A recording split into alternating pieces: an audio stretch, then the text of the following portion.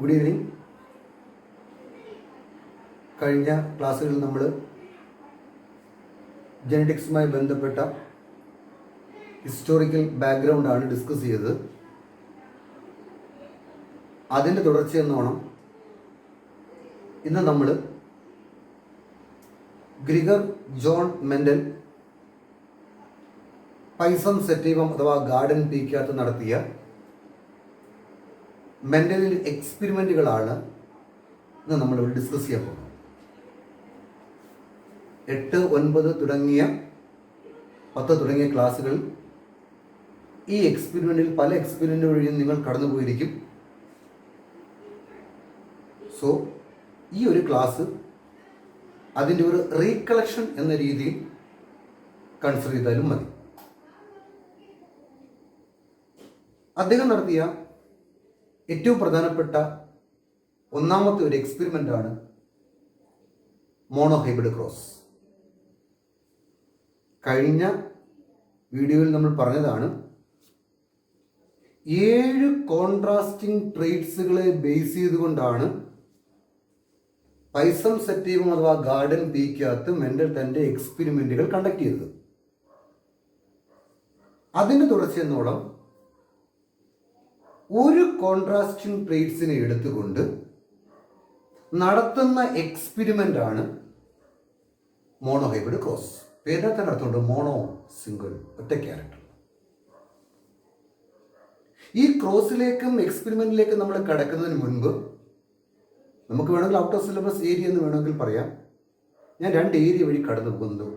ഒന്ന്, എന്താണ് ഈ മോണോഹൈബ്രിഡ് ക്രോസിന്റെ സിഗ്നിഫിക്കൻസ്? പ്രധാനമായും മോണോഹൈബ്രിഡ് ക്രോസിന് 2 സിഗ്നിഫിക്കൻസ് ആണ് നമുക്ക് ഐഡന്റിഫൈ ചെയ്യാൻ സാധിച്ചിരിക്കുന്നത്. ഒന്ന്, how offsprings of homozygous individuals to produce heterozygous genotype. അതായത് ഹോമോസൈഗസ് ഇൻഡിവിജ്വൽസിൽ നിന്നും ഹെട്രോസൈഗസ് ഫീനോടൈപ്പ് ഫോം ചെയ്യുന്നു എന്ന മെക്കാനിസം ഇതുവഴി നമുക്ക് പ്രൂവ് ചെയ്യാം. ഒന്ന്. 2, ജെനറ്റിക് മിക്സിംഗ്. പ്ലാന്റ്സിലായിക്കോട്ടെ ആനിമൽസിലായിക്കോട്ടെ ഒന്നിലധികം ഓർഗാനിസം തമ്മിൽ ബ്രീഡിങ്ങിന്റെ ഫലമായിട്ട് ഓസ്പ്രിങ്സുകൾ ഫോം ചെയ്യുന്ന സമയത്ത് ജെനറ്റിക് മിക്സിംഗ് നടക്കുന്നു എന്ന് നമുക്ക് മോണോഹൈബ്രിഡ് ക്രോസ് വഴി പ്രൂവ് ചെയ്യപ്പെടാൻ സാധിക്കുന്നുണ്ട്.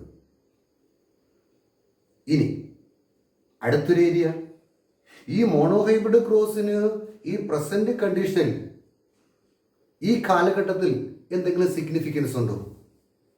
ഉണ്ട്. ഇവിടെയാണ് ഗ്രിഗർ ജോൺ മെൻഡൽ നടത്തിയ ഓരോ എക്സ്പെരിമെന്റിന്റെയും വാലിഡിറ്റി നമുക്ക് മനസ്സിലാക്കാൻ സാധിക്കുക. ഈ പ്രസന്റ് സിറ്റുവേഷൻ നമ്മൾ കണ്ടെത്തിയ 2 ഇമ്പോർട്ടന്റ് സിഗ്നിഫിക്കൻസ്, മോണോഹൈബ്രിഡ് സിഗ്നിഫിക്കൻസ് ആണ്.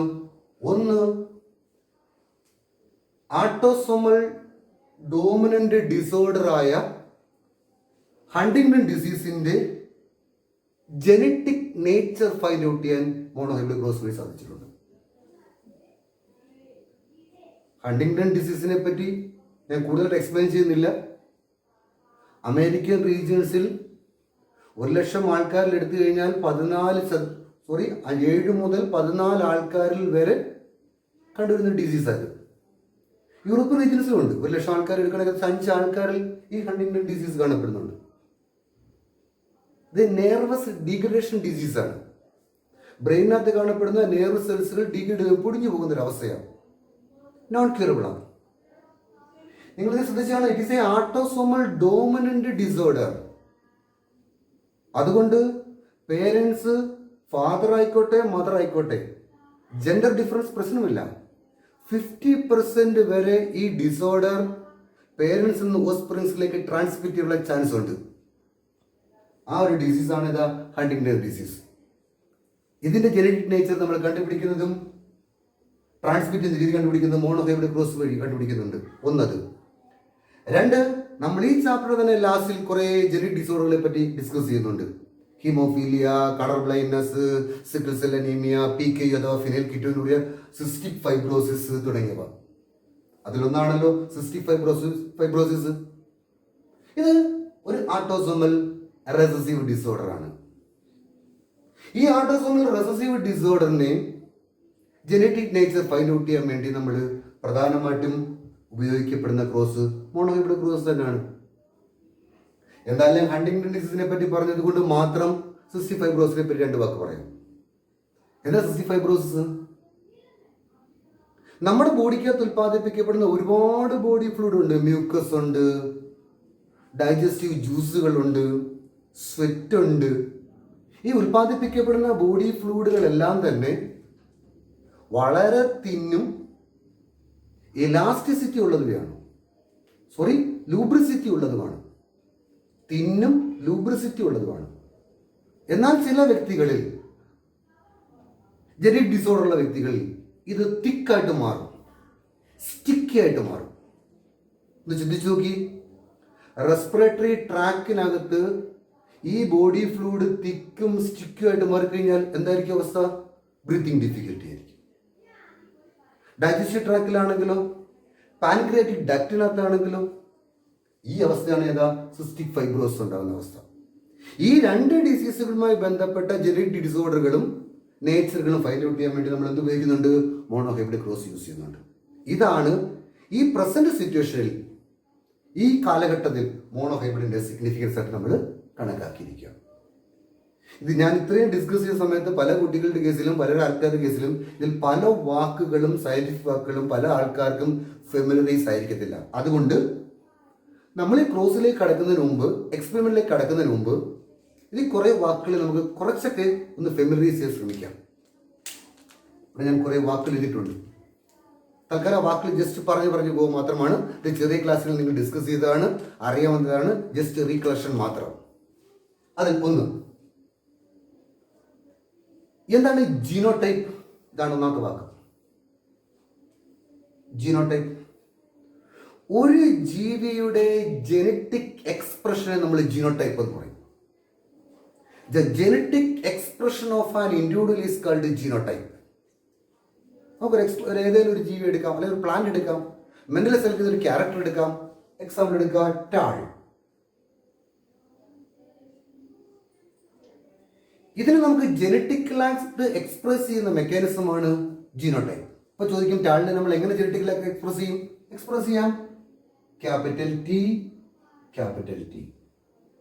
അല്ലെങ്കിൽ നമുക്ക് വേണം എക്സ്പ്രസ് ചെയ്യാം ക്യാപിറ്റൽ ടി, സ്മാൾ ടി എന്നും എക്സ്പ്രസ് ചെയ്യാം. ദിസ് ജനറ്റിക് എക്സ്പ്രഷൻ ആരുടെ? ടാൾ പ്ലാന്റിന്റെ. അപ്പൊ ചോദിക്കും, ഡാർക്ക് പ്ലാന്റിന്റെ എക്സ്പ്രഷനോ? അതും എഴുതിയിടാം. ഡാർഫിനെ നമുക്ക് എങ്ങനെ റെപ്രസെന്റ് ചെയ്യാം? ഡാർക്ക് പ്ലാന്റിനെ എക്സ്പ്രസ് ചെയ്യാൻ വേണ്ടി സ്മാൾ ടി, സ്മാൾ ടി. ഇങ്ങനെ ഓരോ ക്യാരക്ടറുകളെയും ജനറ്റിക്കലായിട്ട് എക്സ്പ്രസ് ചെയ്യുന്ന മെക്കാനിസത്തെ നമ്മൾ എന്ത് പറയും? ജീനോടൈപ്പ് എന്ന് പറയും. നിങ്ങൾ ചെയ്യേണ്ടത് 7 കോൺട്രാസ്റ്റിംഗ് ട്രേറ്റ്സുകൾ എടുത്തു വെച്ച് ഈ 7 ട്രേറ്റ്സുകൾക്കും ആവശ്യമായിട്ടുള്ള ജനറ്റിക് എക്സ്പ്രഷൻ നിങ്ങൾ കൊടുക്കണം. ഓക്കെ. ഇതോടൊപ്പം അടുത്ത് നോക്കാം, എന്താ phenotype? It is A physical appearance. Tall ഒരു ഫിസിക്കൽ അപ്പിയറൻസാണ്. ഡാർക്ക് ഒരു ഫിസിക്കൽ അപ്പിയറൻസാണ്. യെല്ലോ സീഡ് ഒരു ഫിസിക്കൽ അപ്പിയറൻസാണ്. റൗണ്ട് സീഡ് ഒരു ഫിസിക്കൽ അപ്പിയറൻസാണ്. സോ ഇതൊക്കെ എന്താണ്? Physical appearance. ഓക്കെ, ടാൾ ഇതൊക്കെ എന്താണ്? ഫിസിക്കൽ അപ്പിയറൻസ് ആണ്. ഒരു വ്യക്തിയെ കാണുമ്പോൾ പുറമേ കാണപ്പെടുന്ന ഫിസിക്കൽ അപ്പിയറൻസുകൾ നമ്മൾ എന്ത് പറയും? Phenotype. The physical appearance of an organism. ഇനി അടുത്ത 2 ഏരിയ വരുന്നുണ്ട്.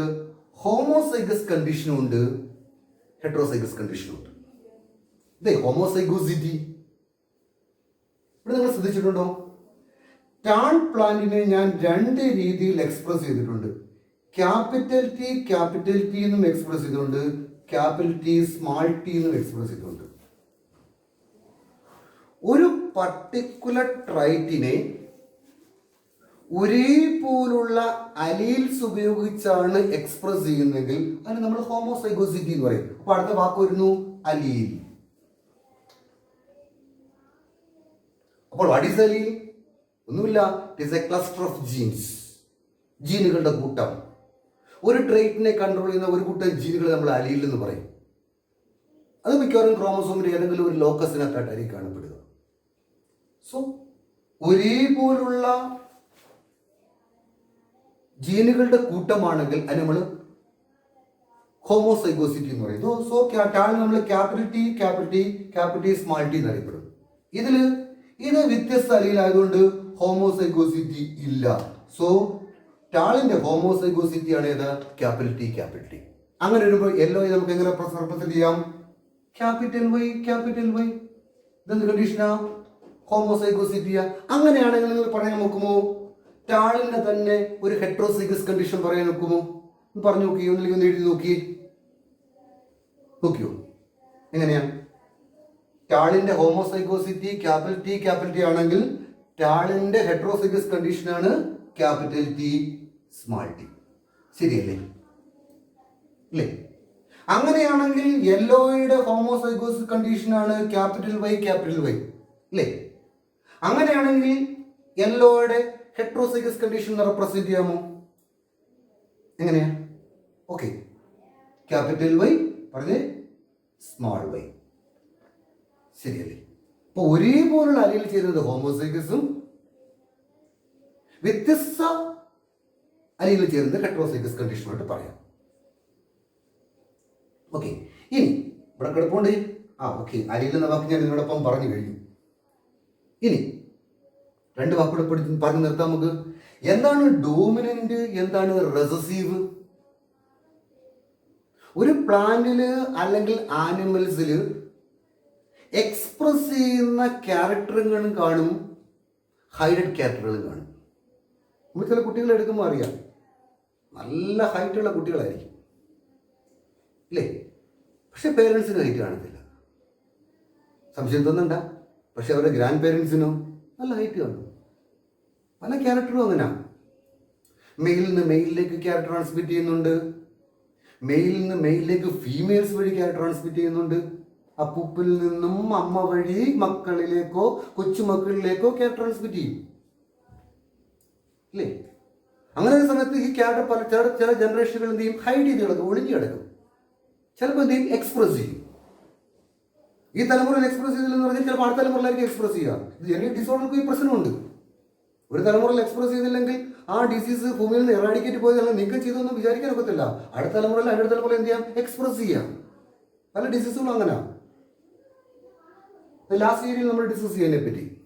സോ നമ്മൾ പറഞ്ഞിരുന്നു, ഏത് ക്യാരക്ടറാണോ എക്സ്പ്രസ് ചെയ്യുക, ആ എക്സ്പ്രസ് ചെയ്യുന്ന ക്യാരക്ടർ നമ്മൾ എന്ത് പറയും? ഡോമിനന്റ് ക്യാരക്ടർ എന്ന് പറയും. ഇപ്പം മെന്റൽ പ്ലാന്റിന്റെ ഏകദേശം 7 ക്യാരക്ടർ എടുത്തായിരുന്നു. ഞാൻ കഴിഞ്ഞ ദിവസം എഴുതിയ പ്ലാന്റ് ഹൈറ്റ്, ഫ്ലവർ കളർ കുറേ എഴുതിയില്ലായിരുന്നു.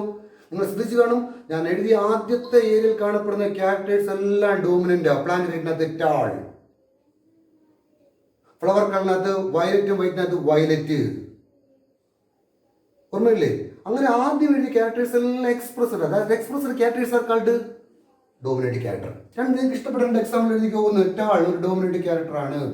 പിന്നെ യെല്ലോ, പിന്നെ റൗണ്ട്, പഠിച്ചില്ലേ? ഇതൊക്കെ എന്തൊരു ക്യാരക്ടറാ? ഡോമിനന്റ് ക്യാരക്ടറാ. ഈ ഡോമിനന്റ് ക്യാരക്ടറിനെ കൺട്രോൾ ചെയ്യുന്ന ജീനിനെ നമ്മളിപ്പോ എന്ത് പറയും? ഡോമിനന്റ് ജീൻ എന്നും പറയും. ഇവിടെ കൊടുത്തിട്ടുണ്ടല്ലോ, അതാണ്ട് ക്യാപിറ്റൽ ടി എന്തൊരു ജീന? ഡോമിനന്റ് ജീന. ക്യാപിറ്റൽ വൈ എന്തൊരു ജീന? ഡോമിനന്റ് ജീന.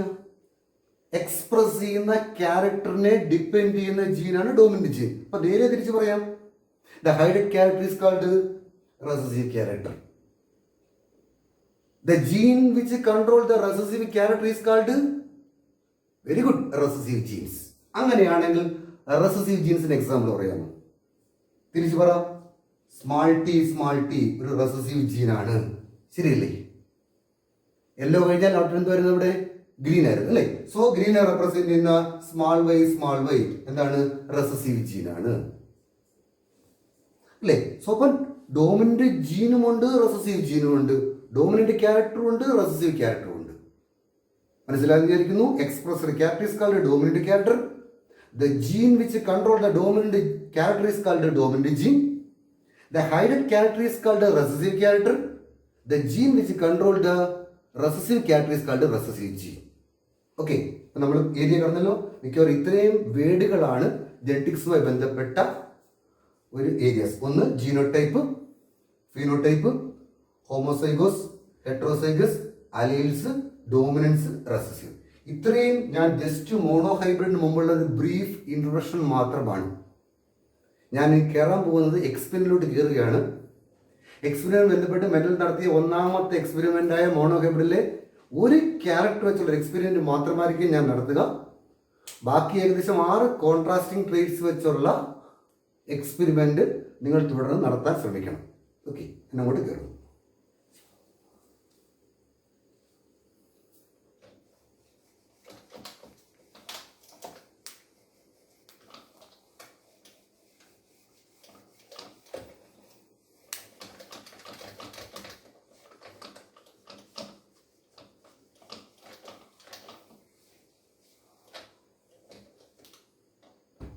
ബോർഡ് ചെറുതാണ്, ക്രോസ് മൊത്തം കൂടെ ഒരുമിച്ച് നടത്താനൊക്കത്തില്ല. പ്ലീസ് സഹകരിച്ച് ഒക്കത്തുള്ളൂ.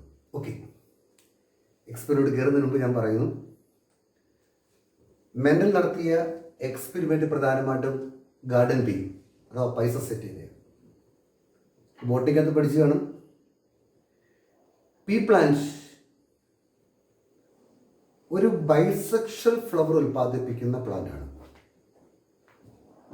അതായത് ഒരു ഫ്ലവറിനകത്ത് തന്നെ മെയിൽ റീപ്രൊഡക്റ്റീവ് പാർട്ടായ ആൻഡ്രീഷ്യവും ഫീമെയിൽ റീപ്രൊഡക്റ്റീവ് പാർട്ടായ ഗെയിനീഷ്യവും ഉണ്ട്. അതുകൊണ്ട് സെൽഫ് പോളിനേഷനുള്ള ചാൻസ്, പ്രത്യേകിച്ചും ആക്ടോഗ്യാമി നടക്കാനുള്ള ചാൻസ് വളരെ കൂടുതലാണ്. പീ പ്ലാന്റിന്റെ മറ്റൊരു പ്രത്യേകത, ആന്തറും സ്റ്റിഗ്മയും കീൽ പെറ്റൽസിനകത്ത് വെൽ പ്രൊട്ടക്റ്റഡാ, വെൽ കവേർഡാ. അതുകൊണ്ട് മറ്റ് പീ പ്ലാന്റ്സിൽ നിന്ന് പോളൻ ഗ്രെയിൻസിനകത്ത് പതിച്ച് ക്രോസ് പോളിനേഷൻ നടക്കാനുള്ള ചാൻസ് കുറവാണ്. ഓക്കെ, വെൽ കീൽ പെറ്റൽസ് ഉപയോഗിച്ച് വെൽ പ്രൊട്ടക്റ്റഡ് ആണ് ആന്തർ സ്റ്റിഗ്മയിൽ. അപ്പൊ പ്രധാനമായിട്ടും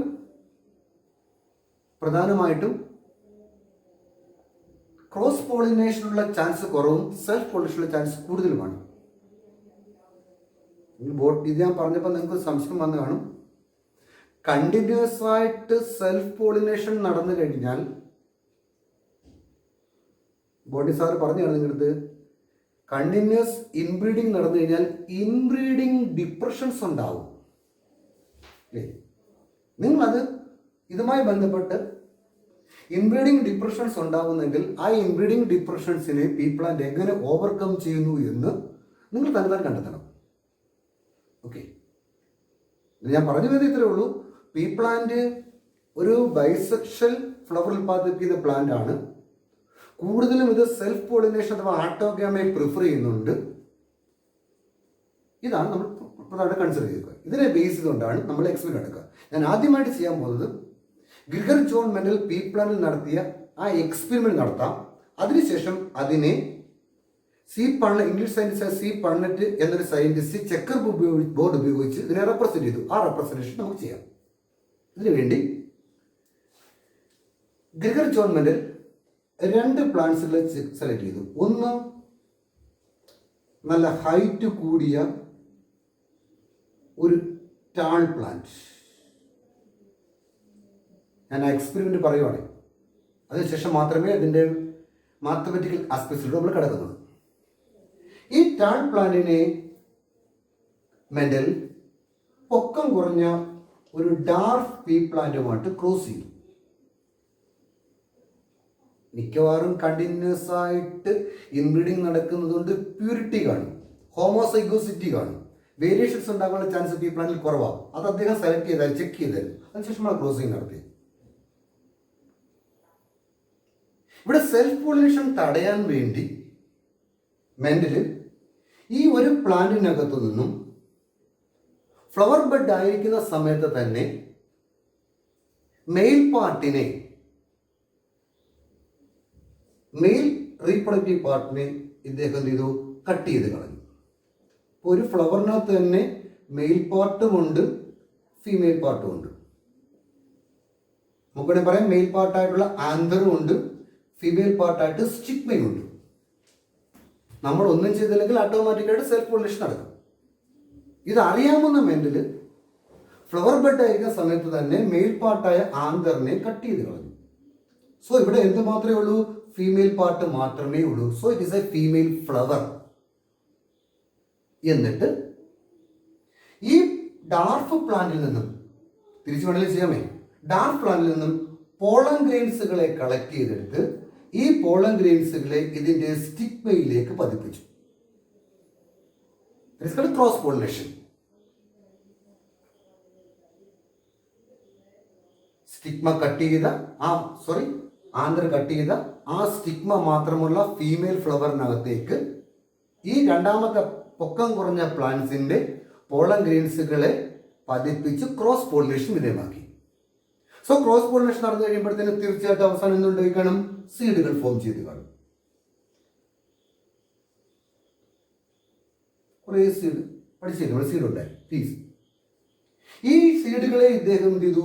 ജെർമിനേറ്റ് ചെയ്തു, നട്ട് കിളിപ്പിച്ചെടുത്തു. കിളിപ്പിച്ചപ്പോഴും കിട്ടിയ പ്ലാന്റ്സുകളെല്ലാം എന്തൊരു പ്ലാന്റ്സ് ആയിട്ട് കിട്ടി? മെന്റലിൽ കിട്ടിയ പ്ലാന്റ്സ് എല്ലാം എന്തൊരു പ്ലാന്റ്സ് ആയിരുന്നു? ടാൾ പ്ലാന്റ്സ് ആയിരുന്നു. ഇതാണ് ഫസ്റ്റ് സ്റ്റെപ്പ്. ഓക്കെ, എക്സ്പെരിമെന്റ് ഒന്നാം ഘട്ടം ഇതാണ്. ഹൈറ്റ് കൂടിയ ഒരു പ്ലാന്റും ടാൾ പ്ലാന്റും ഹൈറ്റ് കുറഞ്ഞ ഡാഫ് പ്ലാന്റ് തമ്മിൽ ക്രോസിംഗ് നടത്തി. ക്രോസിംഗിന്റെ പ്രത്യേകത കൊണ്ട് സെൽഫ് പോളിനേഷൻ പ്രിവെന്റ് ചെയ്യാൻ വേണ്ടി മെയിൽ പാർട്ടായ ആന്തറിനെ കട്ട് ചെയ്ത് കളഞ്ഞിട്ട് സ്റ്റിഗ്മ മാത്രമുള്ള ഫീമെയിൽ ഫ്ലവറിനെ മാത്രം പ്ലാസ്റ്റിക് ബാഗ് ഉപയോഗിച്ച് കവർ ചെയ്തിട്ട് പൊക്കം കുറഞ്ഞ പ്ലാന്റിൽ നിന്നും പോളൻ ഗ്രെയിൻസിനെ ടേക്ക് ചെയ്ത് ഇതിനുള്ളിലേക്ക് വിട്ട് ക്രോസ് പോളിനേഷൻ നടത്തി സീഡ് ഉണ്ടാക്കിയ സീഡ് ജെർമിനേറ്റ് ചെയ്യുമ്പോൾ എല്ലാ പ്ലാന്റ്സുകളും എന്തൊരു പ്ലാന്റ്സ് ആയിരുന്നു? പൊക്കം കൂടിയ പ്ലാന്റ്സ് ആയിരുന്നു. ഈ കിട്ടിയ പൊക്കം കൂടിയ പ്ലാന്റ്സുകളെ അദ്ദേഹം സെൽഫ് പോളിനേഷന് വിധേയമാക്കി. ഏതാ? ഈ കിട്ടിയ പ്ലാന്റ്സിന് അദ്ദേഹം കൊടുത്തു F1 ജനറേഷൻ പേര് കൊടുത്തു. F1 means first filial generation. ഒന്നാം തലമുറയിൽ കിട്ടിയ പൊക്കം കൂടിയ എല്ലാ പ്ലാന്റ്സുകളെ അദ്ദേഹം F1 ജനറേഷൻ പറഞ്ഞു. ആ പ്ലാന്റ്സുകളെ അദ്ദേഹത്തിന് വിധേയമാക്കി സെൽഫ് പോളിനേഷൻ വിധേയമാക്കി. സെൽഫ് പോളിനേഷൻ വിധേയമാക്കി പൊക്കം കൂടിയ പ്ലാന്റ്സുകളാണ് എല്ലാം. അതിനെ തമ്മിൽ എന്ത് ചെയ്തു? ക്രോസിംഗിന് വിധേയമാക്കി. എല്ലാം സെൽഫ് പോളിനേഷനാണ് നടത്തി. Next generation, that means F2 generation form ചെയ്തപ്പോൾ 75% പ്ലാന്റ്സുകളും നല്ല പൊക്കമുള്ള ടാൾ പ്ലാന്റ്സുകളും 25% പ്ലാന്റ്സുകൾ പൊക്കം കുറഞ്ഞ ഡാർക്ക് പ്ലാന്റ്സുകൾ കിട്ടി. ഈ F1 ജനറേഷനിൽ കിട്ടിയ പൊക്കം കൂടിയ പ്ലാന്റ്സുകളെ സെൽഫ് പോളിനേഷൻ നടത്തി സെക്കൻഡ് ജനറേഷൻ F2 അഥവാ സെക്കൻഡ് ഫീലർ ജനറേഷൻ ഫോം ചെയ്തപ്പോൾ 75% പ്ലാന്റ്സുകളും ടാൾ പ്ലാന്റ്സും കിട്ടി, 25% പ്ലാന്റ്സുകൾ ഡാർക്ക് പ്ലാന്റ്സ് കിട്ടി. ഇതാണ് ഇദ്ദേഹം നടത്തിയ എക്സ്പെരിമെന്റ്. ഈ നടത്തിയ എക്സ്പെരിമെന്റിൽ നമ്മൾ മാത്തമാറ്റിക്കലായിട്ട് റെപ്രസെന്റ് ചെയ്യാൻ പോവാണ്. എങ്ങനെ? അത് ഉപയോഗിക്കാൻ വേണ്ടി ചെക്കർ ബോർഡ് ഉപയോഗിക്കും. ഈ പറഞ്ഞ വാക്ക് പണ്ണറ്റ് സ്ക്വയർ എന്ന് പറയും. ഇംഗ്ലീഷ് സയന്റിസ്റ്റ് പണ്ണറ്റ് കണ്ടുപിടിച്ച ഒരു ബോക്സ് ആണ്. അത് ഉപയോഗിച്ചാണ് നമ്മൾ റെപ്രസെന്റ് ചെയ്യുക.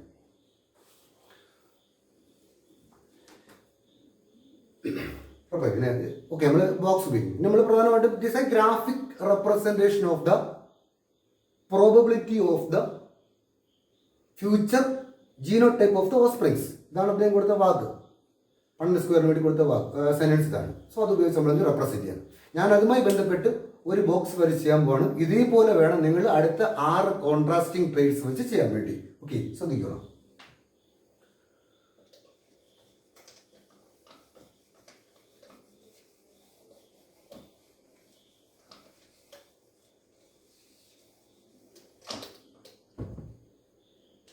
ഓക്കെ, ഇദ്ദേഹം ടാൾ പൊക്കം കൂടിയ പ്ലാന്റിനെ ഡാർക്ക് പ്ലാന്റുമായിട്ട് ക്രോസ് ചെയ്തു. നമുക്ക് വേണമെങ്കിൽ ലെഫ്റ്റ് സൈഡിൽ എഴുതാമല്ലോ. ഇത് പ്ലാന്റിന്റെ ഫിസിക്കൽ അപ്പിയറൻസാണ്. സംശയം ഉണ്ടാതിരിക്കാൻ വേണ്ടി നമുക്ക് ഇവിടെ സൈഡിൽ എന്ത് എഴുതാം? പറയാം നോക്കൂ. The physical expression of an organism is called phenotype.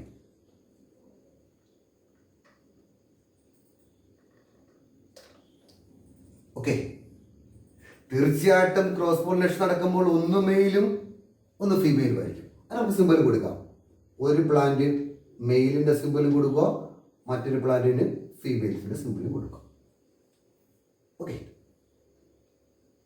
തൊട്ട് താഴെ ഇതിന്റെ ജനറ്റിക് എക്സ്പ്രഷൻ എഴുതണം. താഴെ എഴുതാം നമുക്ക് genotype.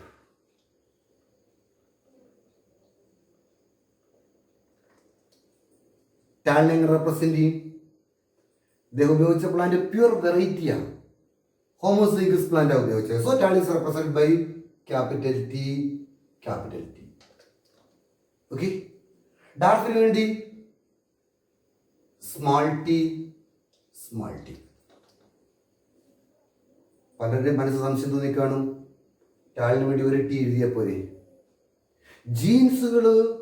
ക്രോമസോംസുകൾ always occupy space.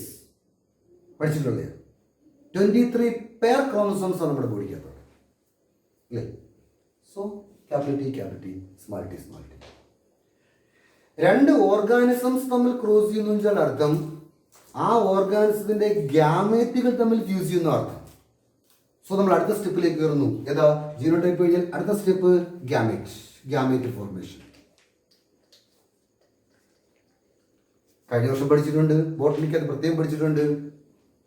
At the time of gamete formation, the cell division meiosis occurs. Meiosis നടന്നു കഴിഞ്ഞാൽ chromosome number is reduced to haploid. Diploid condition is reduced to haploid. So ഇവിടെയും chromosome number പകുതിയാക്കി നമുക്ക് വേണമെങ്കിൽ എഴുതാം. എഴുതിക്കൂടെ? Capital T is reduced to ഒരു T, small T reduced to 1t. ഗ്യാമറ്റുകൾ എക്സ്പ്രസ് ചെയ്യാൻ വേണ്ടി വേണമെങ്കിൽ നമുക്ക് വട്ടങ്ങൾ വരയ്ക്കാം. ഒരെണ്ണം മെയിലിനെ കാണിക്കാൻ വേണ്ടി ഇതാണ്ട് ഇതിലെ മെയിൽ പ്ലാന്റ് കാണിക്കാൻ വേണ്ടി വേണമെങ്കിൽ ഒരെണ്ണത്തിന് വാലും വരയ്ക്കാം. Male gamete is the motile gamete. Okay, fuse ചെയ്യട്ടെ, ഫ്യൂസ് ചെയ്യുന്നു. എന്ത് കിട്ടും? Capital T, small T. ഇതല്ലേ എക്സ്പെരിമെന്റിലും കിട്ടിയത്? This is the first generation. നമ്മൾ എന്ത് പറഞ്ഞു? ഫസ്റ്റ് ഫീലിയൽ ജനറേഷൻ അഥവാ F1 ജനറേഷൻ. എന്തൊരു പ്ലാന്റ് അദ്ദേഹത്തിന് അവിടെ കിട്ടിയത് ഓർമ്മയുണ്ടോ? പൊക്കം കൂടിയ പ്ലാന്റ്, പൊക്കം കുറേ ക്ലാസ് കിട്ടിയ പ്ലാന്റുകളെല്ലാം എന്തൊരു പ്ലാന്റ് ആയിരുന്നു? Tall plant. ഓക്കെ, പിന്നെന്താണ് അദ്ദേഹം ചെയ്തത്? ഇതേപോലെ കിട്ടിയ ടാൾ പ്ലാന്റുകളെ തമ്മിൽ സെൽഫ് പോളിനേഷന് വിധേയമാക്കി. ഈ ബോർഡിൽ ഞാൻ സ്ഥലമില്ലാത്തതുകൊണ്ടാണ് റൈറ്റ് സൈഡിലോട്ട് എഴുതുന്നത്. നിങ്ങൾ ടെക്സ്റ്റ് ബുക്കിൽ ചെയ്യുന്ന സമയത്ത് താപ്പോട്ട് ചെയ്യുന്നതാണ് ഉചിതം. ഞാൻ ചെയ്യുന്നതിനോട് വെട്ടി വലത്തോട്ട് എഴുതി കളയരുത്. ഓക്കെ, ഇനി നമുക്ക് ഇവിടെ കിട്ടിയ പ്ലാന്റ് സെൽഫ് പോളിനേഷൻ ആണ്. ഏതാ? Tall plant. Capital T, small T into capital T, small T. എന്താ ഇത്? പ്ലാന്റിന്റെ genetic expression. So it is called genotype. ഇതേപോലെ സ്റ്റെപ്പുകൾ എഴുതി പോവുകയാണെങ്കിൽ അടുത്ത ക്രോസ് ആയ ഡൈഹൈബ്രിഡ് ക്രോസ് വരുന്ന സമയത്ത് നമുക്ക് മിസ്റ്റേക്ക് ഉണ്ടാകത്തില്ല. ഒരു സ്റ്റെപ്പ് ഇടയ്ക്ക് പോയി കഴിയുമ്പോഴാണ് എറർ ഉണ്ടാവാനുള്ള ചാൻസ്. അതുകൊണ്ട് എഴുതി പോവുക, അല്ലാതെ എഴുതിയാലും കുഴപ്പമൊന്നുമില്ല. അടുത്ത ഘട്ടം ഏതാ? ജീനോടൈപ്പ് കഴിഞ്ഞാൽ ആലോചിക്കുക, ജീവികളിൽ ഫ്യൂഷൻ നടക്കുന്ന ജീവികൾ തമ്മിലുള്ള ഗ്യാമറ്റ് തമ്മിലാണ്. സോ അടുത്ത കണ്ടീഷൻ ഗ്യാമറ്റ് ഫോർമേഷൻ. ഗ്യാമറ്റ്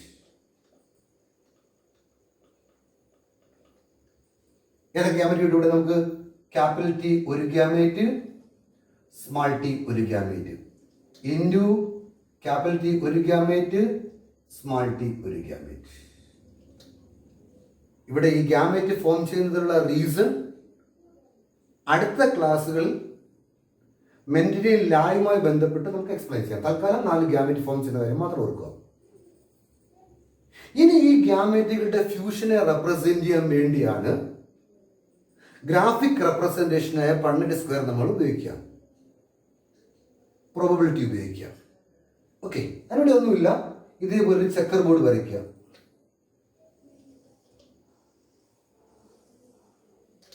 ഇതിനെ 4 കോളങ്ങളായിട്ട് ഡിവൈഡ് ചെയ്യുക.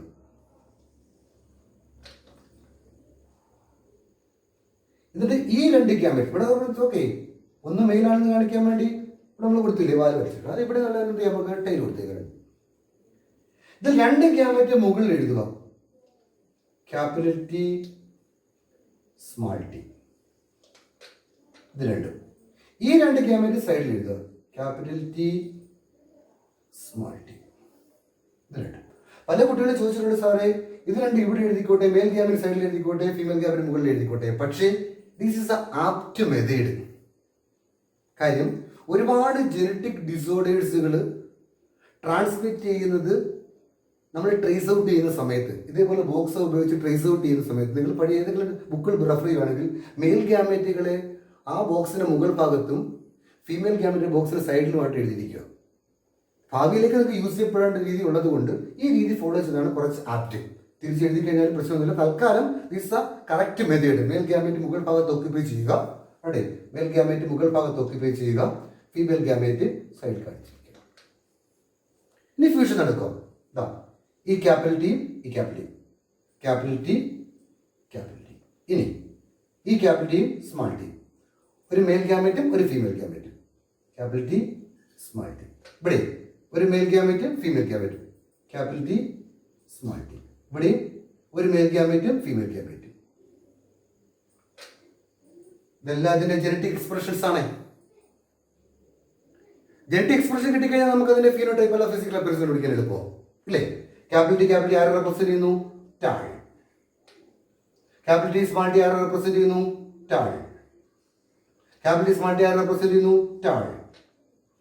സ്മാൾ ടി ആരെ റെപ്രസെന്റ് ചെയ്യുന്നു? ടാളോ അല്ല, dwarf. This is the F2 generation, second generation. Second filial generation. എന്ത് കിട്ടി നമുക്ക്? 3 ടാൾ പ്ലാന്റ്സും കിട്ടി ബോക്സിനകത്ത്, ഒരു ഡാർക്ക് പ്ലാന്റ് കിട്ടി. ഇതല്ലേ ഗ്രിഗർ ജോൺ മെൻഡൽ പറഞ്ഞ സെക്കൻഡ് ജനറേഷനകത്ത് 75% ടാൾ പ്ലാന്റുകളും 25% ഡാർക്ക് പ്ലാന്റ്സ് കിട്ടി അല്ലേ പറഞ്ഞിരുന്നത്? ഇത് വെച്ച് ലാസ്റ്റ് നമുക്ക് റേഷ്യോ ഉണ്ടാക്കണം. ഏത് ക്രോസാ? മോണോ ഹൈബ്രിഡാ. സോ നമുക്ക് റേഷ്യോ ഉണ്ടാക്കാം. മോണോ ഹൈബ്രിഡിന്റെ റേഷ്യോ ആണല്ലോ ഉണ്ടാക്കുന്നത്. മോണോ ഹൈബ്രിഡ് 2 റേഷ്യോസ് നമുക്ക് ഫോം ചെയ്യിക്കാം. ഫിസിക്കൽ അപ്പിയറൻസ് വെച്ച് റേഷ്യോ ഉണ്ടാക്കാം, ജനറ്റിക് എക്സ്പ്രഷൻസ് വെച്ച് റേഷ്യോ ഉണ്ടാക്കാം ഇല്ലേ? So mono hybrid phenotypic ratio പറയാൻ നോക്കുമോ നിങ്ങൾക്ക്? ഫിസിക്കൽ അപ്പിയറൻസ് വെച്ചുള്ള ഫീനോട്ടിപ്പിക് റേഷ്യോ പറയാൻ നോക്കൂ. എത്ര ടാൾ പ്ലാന്റ് കിട്ടി? Very good, 3. എത്ര ഡാർഫ്? 1. ഓക്കെ, ഇപ്പൊ എന്തായിരിക്കും റേഷ്യോ? Very good, 3:1. അങ്ങനെയാണെങ്കിൽ പറയാൻ നോക്കൂ, എന്താണ് monohybrid genotypic ratio? Gene വെച്ചുള്ള റേഷ്യോ പറയാൻ കണ്ടുപിടിക്കാൻ നോക്കൂ. നിങ്ങൾ പറഞ്ഞു ഫിസിക്കൽ അപ്പിയറൻസ് വെച്ച് 1 ടാൾ 2 3 ടാൾ ഉള്ളതിന് 3, ഒരു ഡാർക്ക് പ്ലാന്റ് കിട്ടിയതുകൊണ്ട് സോ 3:1 കിട്ടി. അങ്ങനെയാണ് ജനറ്റിക് എക്സ്പ്രഷൻ വെച്ച് കണ്ടുപിടിക്കാൻ നോക്കൂ. റേഷ്യോ പറയാൻ നോക്കൂ. കണ്ടുപിടിച്ചേ. ക്യാപിറ്റൽ ടി അടങ്ങുന്ന ടാൾ പ്ലാന്റ് എത്ര ഉണ്ടെന്ന് നോക്കിയേ ബോക്സിനകത്ത്. എത്ര ഉണ്ട്? 1. So 1. Okay. Capital T small T അടങ്ങുന്ന ടാൾ പ്ലാന്റ് എത്ര ഉണ്ട്? 2. ശരിയാണ്, 2. സ്മാൾ ടി അടങ്ങുന്ന ഡാർക്ക് പ്ലാന്റ് എത്ര ഉണ്ട്? 1. ഓക്കെ, കിട്ടിയല്ലോ ഈസി ആയിട്ട്. Expression. So mono hybrid phenotype ratio 3:1, mono hybrid genotype ratio 1:2:1. കിട്ടിയില്ലേ? 1 ഫിസിക്കൽ അപ്പിയറൻസ് വെച്ചുള്ള റേഷ്യോ, 2 ജനറ്റിക് എക്സ്പ്രഷൻ വെച്ചുള്ള ജീനോടൈപ്പിക് റേഷ്യോ. കുറച്ച് ലാഗ് ചെയ്ത് പോയി, ഞാൻ വളരെ സ്ലോ ആയതുകൊണ്ടാണ് ലാഗ് ചെയ്ത് പോയിട്ട്. ഇത് മെന്റല് പ്ലാന്റ് ഹൈറ്റ് വെച്ച് അനുസരിച്ചുള്ള ഒരു കോൺട്രാസ്റ്റിംഗ് വെച്ച് ടാൾ വെച്ചുള്ള പ്ലാന്റ് ഹൈറ്റ് വെച്ചുള്ള ഒരു ക്രോസ് ആണ് ഞാനിവിടെ ചെയ്തേക്കുന്നത്. ഇതേപോലെ നിങ്ങൾ ബാക്കിയുള്ള 6 കോൺട്രാസ്റ്റിംഗ് ട്രേറ്റ്സ് വെച്ചും ഇതേപോലെ ക്രോസ് നടത്തി കംപ്ലീറ്റ് ചെയ്യാൻ ശ്രമിക്കണം. കംപ്ലീറ്റ് ചെയ്ത് കഴിഞ്ഞാൽ നമുക്ക് അടുത്ത ഡിസ്കഷനകത്ത് 2 ക്യാരക്ടർ ഒരു സമയത്ത് വെച്ചുള്ള ക്രോസിംഗ് മെക്കാനിസം നടപ്പാക്കാം. Okay, thank U.